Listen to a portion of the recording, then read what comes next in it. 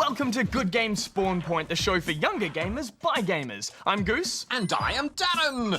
Nice intro, Goose. Oh, thanks, Daz. It's almost a shame Barjo and Hex will be back from Japan next week because I think we're getting really good at this hosting job. Well, let's make the most of it while we can. Coming up on the show, we shall explore the Castle of Illusion with Mickey Mouse.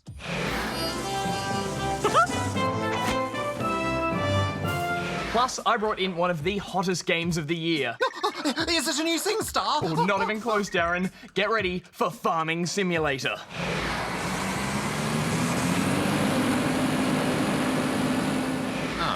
That goes against the grain, but it might grow on me.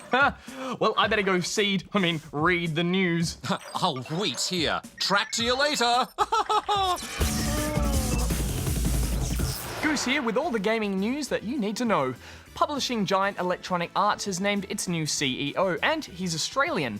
39-year-old Andrew Wilson from Geelong has been given the prestigious role. Wilson will now oversee EA, which is the world's third largest video game publisher, and is responsible for publishing franchises such as SimCity, Need for Speed, and FIFA. And in some sad news, the former president of Nintendo, Hiroshi Yamauchi, has passed away aged 85. Yamauchi served as Nintendo's president for over 50 years, from 1949 to 2002. He was fundamental in transforming Nintendo from a toy and trading card company into the video game powerhouse it is today. During the era of the original NES, he was the sole person responsible for deciding which games would be developed, and without his vision, we would live in a world without the likes of Mario and Zelda. And that's all the news. Okay, Darren, are you ready to ride some tractors and plant some crops? Oh, nothing beats a good simulator, Goose. All those unyielding rules and detailed algorithms. Darren, have you actually ever been on a farm before? Oh, affirmative. My second cousin on Mumbot's side is an actual Combine Harvester 4000 series.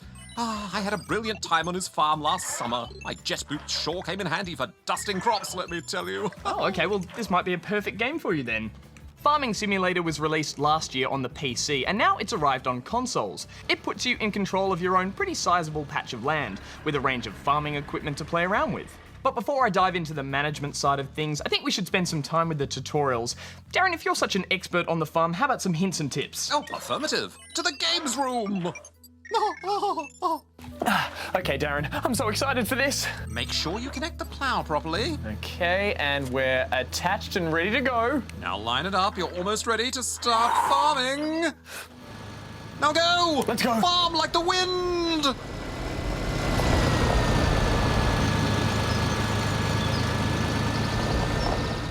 Oh. Oh, is this it, Darren? I guess. Well, let's make the most of it. Line up your tractor better. Yep. Negative. Oh. Watch your speed, Goose. Oh, okay. 11 miles per hour, what are you doing? Oh, I'm sorry. I'm driving too fast. It's detached. All right, let's go back and get it. The humanity. Okay. Back up and... Yeah. Oh, Darren, this is going to take forever. Chin up, Goose. You're nearly there. It's going to be dark before we finish. Oh, there's plenty of time. Okay, back around. Watch the... Oh, Darren, we fell asleep. Affirmative. Oh, we have to finish the review. Come on. Affirmative. Back to the den of gaming. Well, I'll be the first to admit my tractor driving's not quite up to scratch, but I am starting to see some pretty glaring flaws with this game. For starters, I wanted to drive in a first-person view for that true sim experience, but I couldn't because the vehicle's mirrors don't actually work. You have to switch to an overhead view for any reversing, which is a real shame. And there are some pretty buggy physics at play, like when my big, heavy tractor got stuck on a flimsy little barrel. Affirmative. The game has had a shaky start, but I wasn't going to let that spoil my excitement as I started on my first farm. I went with the American homestead. The game doesn't really give you any directions at the start, but I noticed I had a field of wheat ready, so I climbed aboard the harvester and got to work. Yeah, you're definitely right about a lack of any direction in the game. I knew from the tutorials that I had to empty some grain into a trailer and then store the grain, but the game doesn't give you any clue about where on the farm you can store it. I had to just drive around and figure it out by trial and error. Ugh. I found the side missions especially frustrating. The first one told me to go and mow a field of grass in town, but the game didn't tell me I didn't have the necessary mower. It was only after I flicked through all the equipment that I owned that I realised I couldn't do the mission until I purchased a mower. Outrageous! Tell me about it. And driving all the way to town on a ride-on mower is just as exciting as it sounds.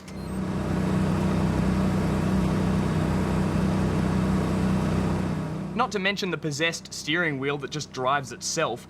This mowing mission was a real letdown. Not only was it super boring, but then the pay didn't make any sense either. They paid thousands of dollars just for this simple job, which is nuts. Affirmative. This grass mowing job pays better than the actual crops your farm produces. The game's only aim is to earn as much money as possible, so there's no real need to even bother doing any farming. You can make more profits just mowing and doing delivery side missions. Yes, it is all just a bit of a mess, isn't it? They should call it Mowing Simulator. To be fair, there are plenty of different crops you can grow and there's always something to do on the farm, but there's no getting away from the fact that this game is just driving in straight lines very slowly. First, you've got to plough the field.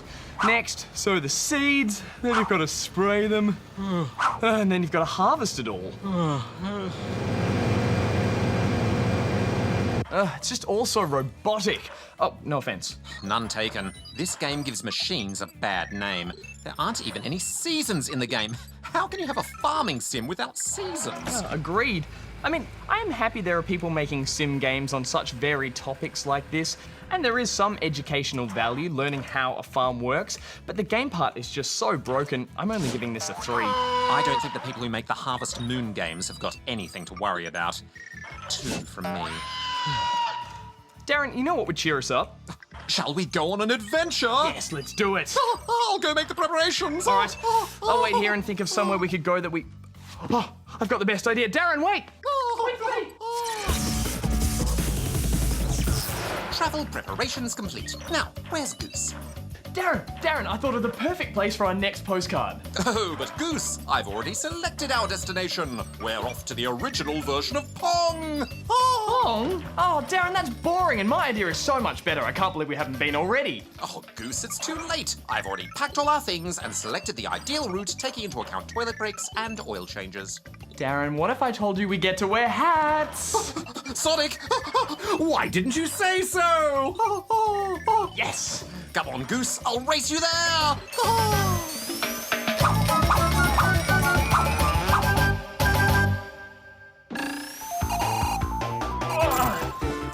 Here we are, Darren. The first zone in the very first Sonic game, the Green Hill Zone. I just want to run around and explore it all! Whoa, hold on now. Let's just slow down and take in everything this paradise has to offer.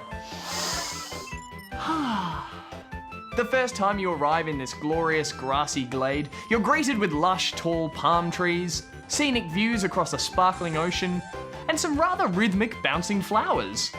Well, who could blame them for dancing along to one of the catchiest theme tunes in video game history? Da da da da. Don't.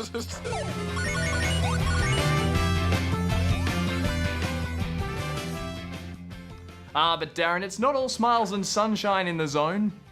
While it was once a peaceful home to all sorts of cute, fluffy creatures, it's now crawling with insectoid robots known as badniks, released by the dastardly Dr. Robotnik, or Eggman, I forget which. Sonic must navigate his way over, under, and through the undulating hills that are perfectly designed for his speedy spin roll. And don't forget those crazy loop-the-loops. It's like the whole zone is one big roller coaster that encourages you to run through it as fast as you possibly can. But you don't want to go too fast, Goose, or you'll miss all the hidden goodies around the level, like secret tunnels and power-ups. The zone has been cleverly designed with multiple paths to take. Do you quickly leap over the treetops, skim across the wooden bridges, or head underground while trying to avoid those sneaky spikes? It seems everyone has their own way to zip through the zone, and that's the best thing about it. There's no right or wrong way to go. Just like the Mushroom Kingdom in Mario, the Green Hill Zone has become the most iconic world in the Sonic series, turning up again in other games as a racetrack, a tennis court, and even a brawling arena. And while they have different names, many other zones in the Sonic series have adopted some of these identifiable elements, such as the bright green foliage, checkerboard soil, and crazy twisted landscape. And even though later versions of the zone sometimes shifted the perspective to 3D, that lush lawn and those sunny skies made it feel just like the first time we met our favourite blue speedy hedgehog.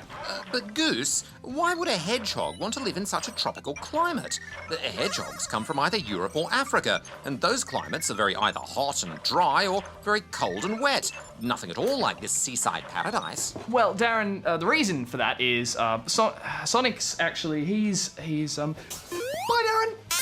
Now I've got to catch him! The Green Hill Zone. It's like a tropical holiday, but in fast forward. All right, Darren, let's load up some questions and get answering. Capital idea, Goose. We'll start with this first question that comes from Shadowbringer in Helensvale, Queensland. You defined rubber banding as a means by which races at the front are subtly pulled back while the ones at the back are accelerated. There is another dominant definition as well. In MMOs and other online-based games, it is a sign you are lagging horrendously. Your character will be bounced backwards quite aggressively, sometimes repeatedly, as you are running around. Well, I suppose that's not really a question, but more of a statement, isn't it, Darren? It is indeed, Goose, but it is a very accurate statement. Rubber banding can indeed refer to a horrendous incident of latency, or lag, which causes your player to continuously bounce back to where they were several seconds ago. It's as if you were attached to a giant rubber band. It's most frustrating. A keen observation there, Shadowbringer. All right, well, let's move right along to the next question, which is from Ash Ketchum of Pallet Town in Ballarat. Ken fell over. Just calm down.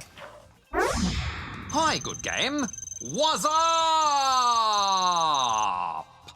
I was just wondering, my friend said he might give me a USB with a Minecraft download on it.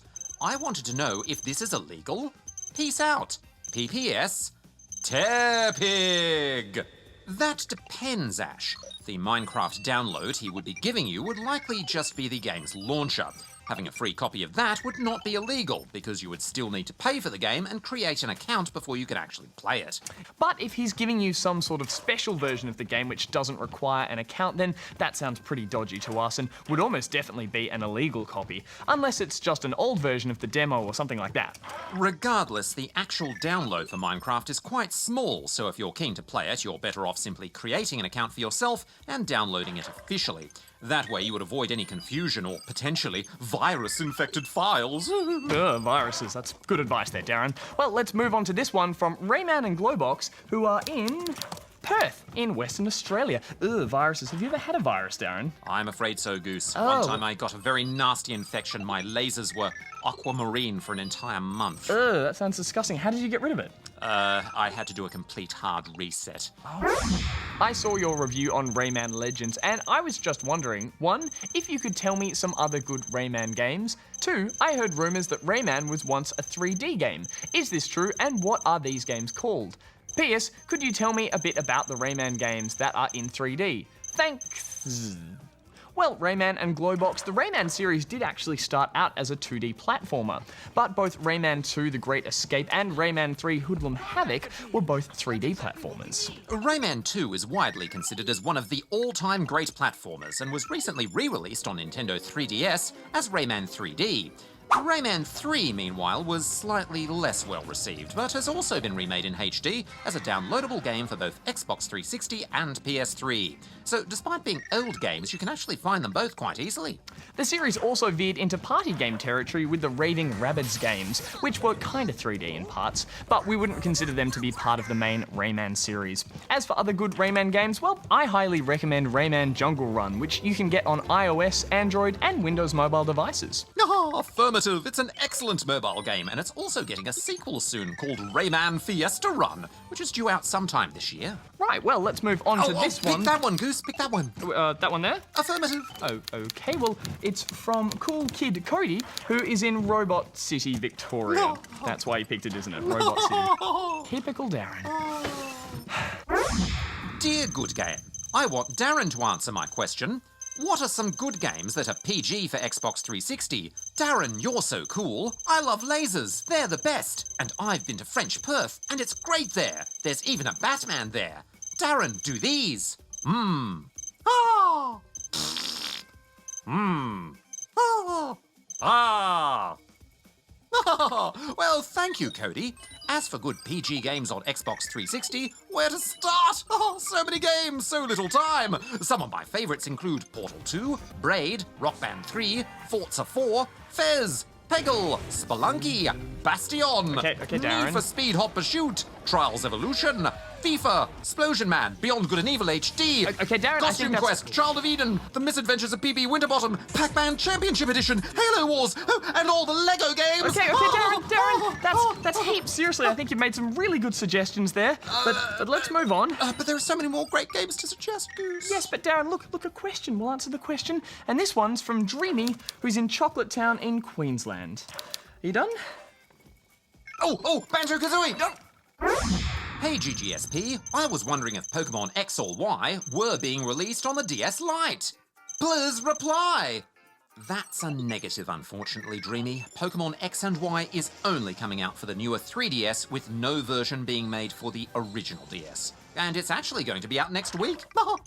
And don't forget, it's also coming to the yet-to-be-released 2DS. Well, that is just a 3DS without 3D, Goose. Oh, that's true, actually. I suppose it goes without saying that any 3DS game will also be on the 2DS. There's just so many DSs now, Darren, it's quite confusing. But anyway, let's move on to this one, which is from Ezio Auditore da Firenze, who's from Florence, in the Republic of Florence, outside of Australia. Ooh, I can even speak a bit of Italian, actually, Darren. Do you wanna hear? Really? Okay. Aggiunge la salsa e mescolando bene. Which means? I think it means add the sauce and stir. Didn't get me very far when I was in Italy. Had a lot of pasta though. What are some good games like FTL where if you die, you die?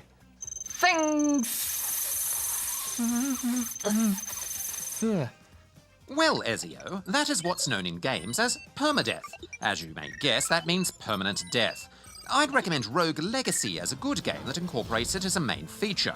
When your character dies in Rogue Legacy, they die for good, but you still get to continue on their legacy and use whatever gold they gathered before they died. It's also often used as an extra hard difficulty mode in a few games. I'd say both the Minecraft and Terraria games have great permadeath modes where if you die, you not only lose all of your loot, but you lose the entire world as well. It certainly adds a lot more stress to a game and forces you to carefully consider all your moves. That's for sure, Daz. But anyway, I think we have time for one more, and let's go with this one, which is from Lizard Man, who's in Cube World in Queensland. Oh, Spelunky, that's another good one. Oh, that is a good one, yes. I have some questions for you. 1. When is Cube World coming out? 2. Is there any reason how Goose and D.A.R.R.E.N became friends? 3. Darren, are you going to make any more episodes on your new shows? P.S. Do these. Ah! P.P.S. The cake is not a lie. P.P.P.S. Let Darren answer this. P.P.P.P.S. My notes might take on forever. P.P.P.P.P.S. I like first-person games like Portal or Minecraft. However, Cube World is awesomer, if awesomer is a word. Lizard Man out, and another out. Ah! Well, Lizard Man, you can buy an early version of Cube World right now from the official site. It is still missing loads of the features, but you will get all the future updates for free when they're eventually released. As for how we became friends, well, Daz, I think we just kind of hit it off from the start. I know I've always wanted a robot for a friend. Affirmative. Plus, you and I have lots of fun getting up to all sorts of adventures when Barjo and Hex are busy playing games or flying off to Japan. As for if we're going to make more episodes of Totally Incompatible, well, it's certainly possible. Our pilot episodes were quite a success, I thought. Yeah, I think we did a pretty good job with those. Affirmative. Kerry was most impressed. Really? Kerry said that? Oh, maybe we'll get a whole half-hour show to ourselves. Oh, Darren, that would be awesome. Well, I have my pasta scoops crossed, Goose. Oh, I think we'll just have to wait and see for that. But anyway, on that note, we are out of time, but Barjo and Hex will be back next week, so if you'd like to ask them a question, then you can go here. All right, Darren, back to the studio for our last review together. Affirmative. Now, I had some ideas for the script for the next episode. Some great questions this week, Goose. Oh, some great answers, Daz. Oh, stop. Well, Nintendo might be calling it the year of Luigi, but no one bothered to tell that to Mickey Mouse. For an 85-year-old rodent, he's been particularly busy popping up in games like Kingdom Hearts and Disney Infinity, and now he's got his very own game with Castle of Illusion.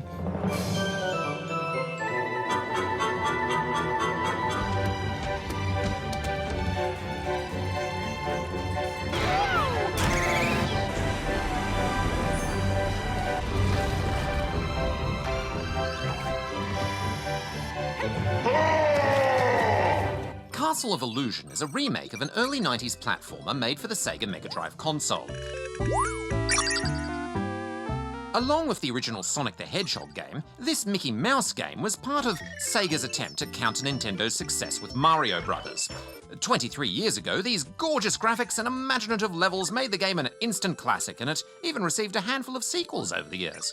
And now it's had a full remake. Now, remakes like this can be tricky. The game developers need to stay true to what made the original so great, but at the same time, it needs to feel new and fresh to a young audience. It's a tough job. Affirmative. They have kept the storyline the same. In the brief moment that Mickey closed his eyes against the bright flash of lightning, his happiness was shattered. Mickey has to collect magical gems to help him defeat the evil witch Mizrable and save his darling Minnie Mouse. The game's locations will be instantly familiar to anyone who played the original, perhaps one of your grown-ups. But the levels are now a lot larger, with new paths and new enemies to add more depth. I did feel a bit sorry for old Mickey Mouse. For a video game character, he doesn't have a lot of moves. The only way he can defeat enemies is by throwing projectiles, or by using the good old-fashioned butt stomp. Affirmative. The game makes the most out of that butt stomp, though. By timing his jumps just right, Mickey can get bonus points for bouncing off a group of enemies in a combo. And he can even use his enemies as springboards to secret items. I really liked how they picked a handful of moments to break away from the traditional 2D platforming sections, like this chase scene. But because it's based on elements from the old game, I think it still fits. And the same goes for the boss fights, which are now far more cinematic. Unfortunately, he'd thought wrong. I thought the boss fights were outrageous. Yes, they look great, but bigger isn't always better. Many of these fights are really long, with these complicated attacks to memorize. It's not fair. My rage quit alarm sounded more than once, I can tell you. But Darren, I thought your CPU could memorize a whole range of attack patterns and moves. I was running my human emulation software. So I could judge the difficulty of the game properly for the spawnlings. Right, good to hear.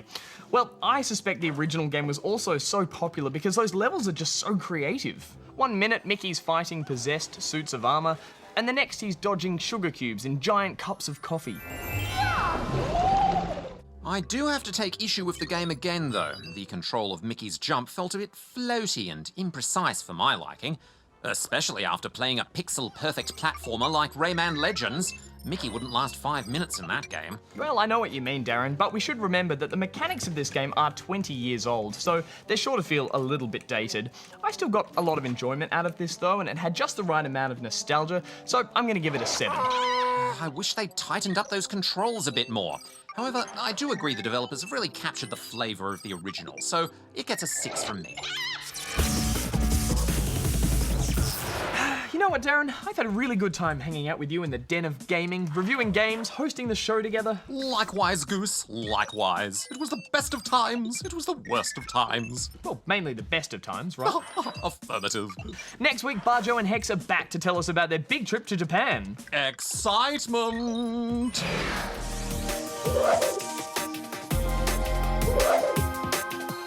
I hope they brought me back some interesting Tokyo treats. Ooh, yes, speaking of treats, Darren, why don't we celebrate our successful hosting gig with a celebratory cheese toasty? Oh, one step ahead of you, Goose. I'm cooking some right now.